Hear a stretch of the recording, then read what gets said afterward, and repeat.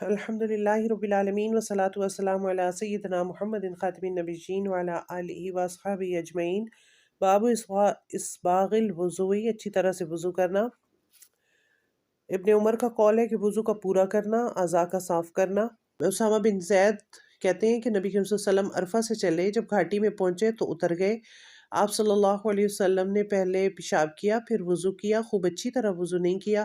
تب میں نے کہا یا رسول اللہ صلی اللہ علیہ وسلم، نماز کا وقت آ گیا۔ آپ صلی اللہ علیہ وسلم نے فرمایا نماز تمہارے آگے ہے، یعنی مزدلفہ چل کر پڑھیں گے۔